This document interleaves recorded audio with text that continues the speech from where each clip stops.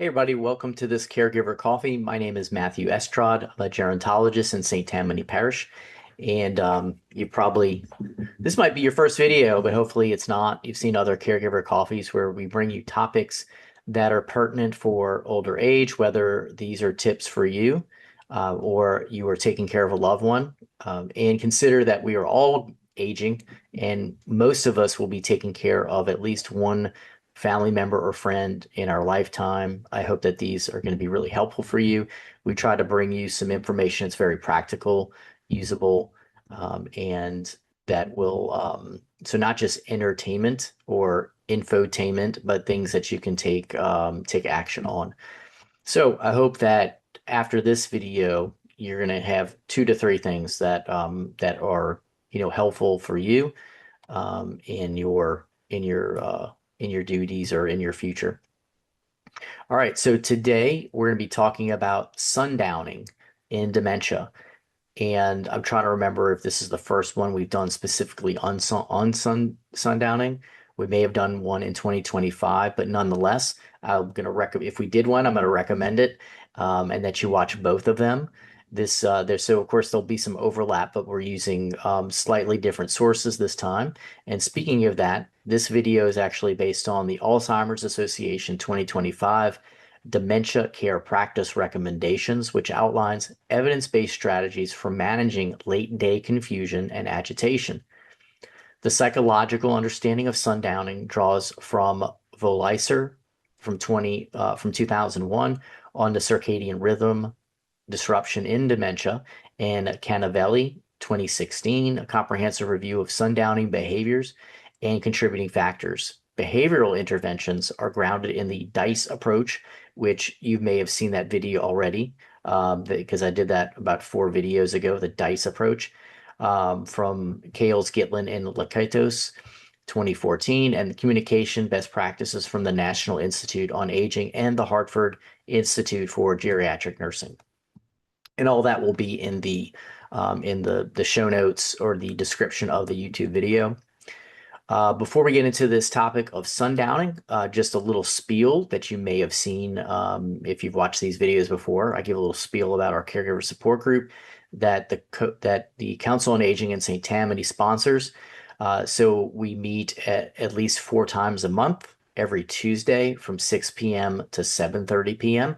Sometimes we're in person, sometimes we are using the virtual platform Zoom that I'm actually recording this on. And we have a flyer/calendar that we publish every 2 months. So you see the exact dates and locations and things like that. We also have a private and free email list that you can join, so that when we have a new flyer, you get that. Also, every Tuesday morning, you get a reminder of where we're going to be that day. But in the meantime, you have that flyer you can put on your calendar or stick in your caregiver notebook. And yeah, so the basic format, I guess I know you're going to get the calendar, but the basic format is the first Tuesday of the month, we're in person in Slidell. The second Tuesday of the month, we're on Zoom. The third Tuesday of the month, we're in Covington at the Senior Activity Center. In the fourth Tuesday of the month, we're back on Zoom. Now, sometimes there's the fifth Tuesday, and we will let you know if we end up meeting on there. We always have it tentative. The fifth Tuesday is always tentative on the calendar, and we let you know ahead of time if we're meeting. All right, with the spiel out of the way, let's talk about sundowning. There are a lot of misconceptions and mislabels of sundowning, so I hope that if you have any of those misconceptions, I hope they're cleared up here by this modest video. All right, so what is sundowning? This refers to a cluster of symptoms that appears late in the afternoon or in the evening, such as confusion, agitation, pacing, restlessness, irritability, or increased anxiety. This is not a separate diagnosis, it's a behavioral expression of dementia. The Alzheimer's Association notes that up to 20 to 45% of persons living with dementia will experience sundowning at some point. It often feels unpredictable to caregivers, but it typically follows a pattern tied to the body's internal clock. So sundowning is the brain running out of fuel at the end of the day, essentially, if we had to, have a phrase about it. So why does sundowning happen? So it could be fatigue.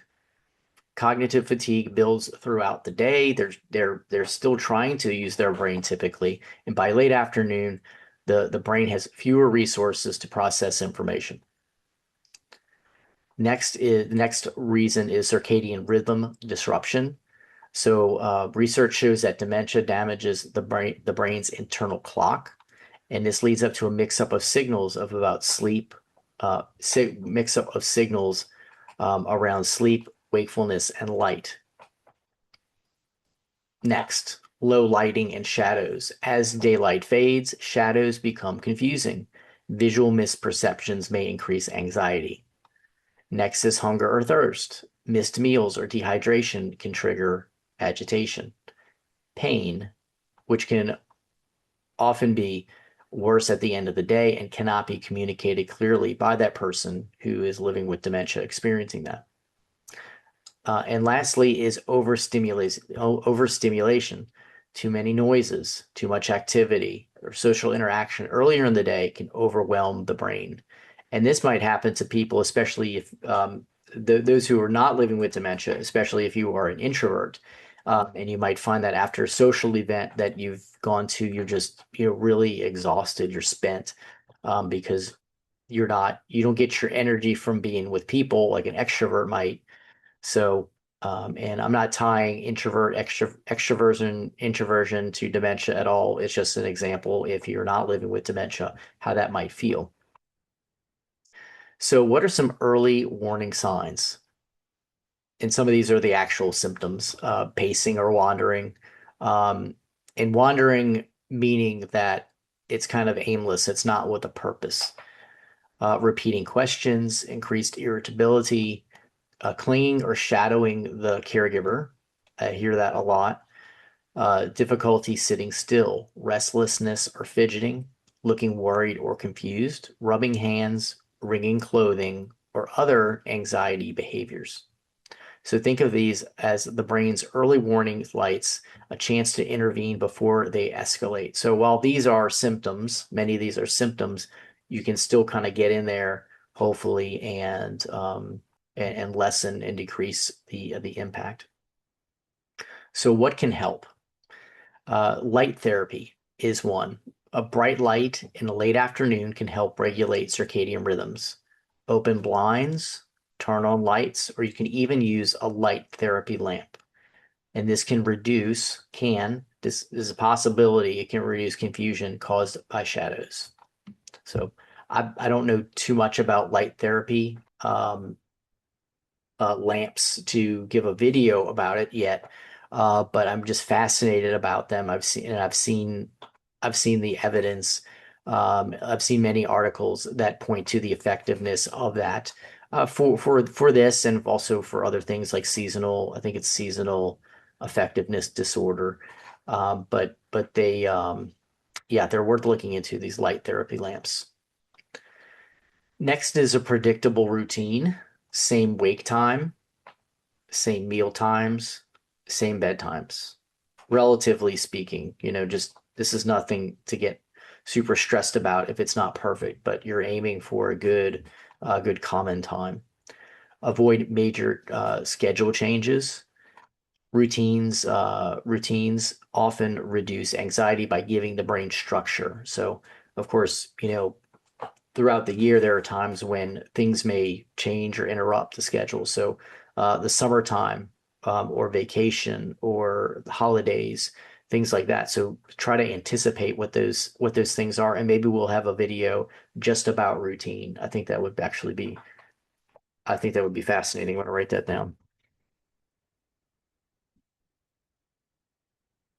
All right, thanks for indulging me there.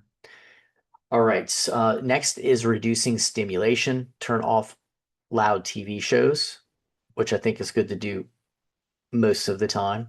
Or if you have the TV on, make sure you don't want it very loud unless they're hard of hearing, and then there are other ways to kind of deal with that. Lower the household noise and avoid large groups or busy environments, especially in the afternoon. Have comfort items, weighted blankets. I've seen studies on weighted blankets and heard from caregivers how much they appreciate weighted blankets for their loved ones. Familiar music, done videos about Dr. Gerner's work out of Stanford on how to introduce music, what type of music, etc. So that's music is wonderful, especially if it's meaningful to the person. I'll sum it up that way. A favorite sweater, a pet or robotic companion. Those can be amazing. I've heard great things about that personally from caregivers. Um, and these provide a sensory grounding. They provide comfort. All right, let's talk about snacks and hydration. It's important to at least offer a light snack from around 3 to 4 o'clock. This can help with hunger pangs, and just it's one more reason you can kind of eliminate from the sundowning or the agitation. And hydration, of course, also reduces irritability and confusion. So get this on that routine that we talked about. Gentle activities. These could be anything that they're going to take to, but here's just a few ideas. Folding towels, doesn't sound exciting, but here we're looking for gentle activities, and they might like the symmetry of it and the purposefulness of it. Sorting objects, looking at photo albums, listening to calming music. Activities, they should be simple, repetitive, and soothing. Um, where I would also add that where if they make a mistake, it's not going to stress you out. Like some people, their loved one wants to, and that's fine that they want, if they want to, unload the dishwasher. But that means many times they don't sort them into the proper drawers or cabinets, and that can cause stress because the caregiver knows that they're going to have to come back later and do that, do those things. So if you can be patient enough and that person wants to do that, that's another idea. But that could just kind of this is just an example of where there needs to be or typically there's an expectation of quality control. All right, calming rituals. You got prayer, a rosary, soft music, dim lights, a warm drink, a tea. Watch the caffeine though, warm in whatever drink that you are serving up. Uh, Watch the caffeine. These can signal like a winding down time. And this can happen even in you might have if you have enough space, you have one room or you have a corner of the room that is like a soothing place, and that's where they are when the day is done and you're kind of getting them ready for the evening and for bedtime and things like that. So it's like it's a familiar place and adds to the routine. So you're creating basically a soft landing for the day, for the end of the day. So what are some things that make sundowning worse? Caffeine after 12 noon, long naps, especially after 2 p.m., chaotic environments, uh, people fighting, arguing, and caregiving is stressful. So, that could happen. Even there, they sense it. They feed off of that. Um, let's see what else. Arguments or arguing or correcting them. That can make things worse. Pain that's not treated, dehydration that is not remedied, hunger, of course, overstimulation from the television or from visitors, and a sudden change in routine or environment. Now, sometimes that's going to happen. There's going to be some change of routine, and you just have to sort of have some things in your back pocket for navigating that. Music, meaningful, soothing music, it can be helpful. The weighted blanket. So remember the things that we just talked about a few minutes ago. Kind of just knowing to go to them, having them in sight for if it's needed. When do you call the doctor? A sudden worsening of symptoms. So the keyword sudden. If there are new hallucinations, severe agitation, signs of infection, like UTI, pneumonia. I'd even say, signs of or suspicion of constipation. If there are medication side effects that you've not seen before, that happens suddenly, sleep disruption that becomes unmanageable, um, and anything else. What you don't want to do is not talk to the doctor or someone about these things until you're at a burnout or breaking point. Um, at least, and these are things, of course, you bring to the caregiver support group that we have on Tuesdays. So we talk about these, whenever people bring them up, and it's a good discussion. You get feedback from the other caregivers in the room. There's just so much wisdom. I add what I can, but it's a great environment, great supportive environment where you're with people can speak the same language, because many of them have been, even if it's their first time, even if it's your first time, they are likely been a caregiver for a while and have learned many things that they can share. So we'll leave it there.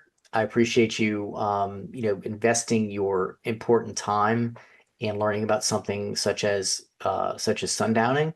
I hope that it's helpful. I hope that there's at least three things that you can start applying, or at least you've noted in case it's needed in the future. You know where this video is. It's always going to be up on YouTube. So just kind of know where to find it if needed, and share it with someone else you think will benefit. That's why Coast sponsors these, and it's important for them uh, to just know that it's helping people. So, all right. Well, thank you for again for investing your time in this video, and I look forward to you joining us sometime in the future. Hopefully at a meeting. Take care.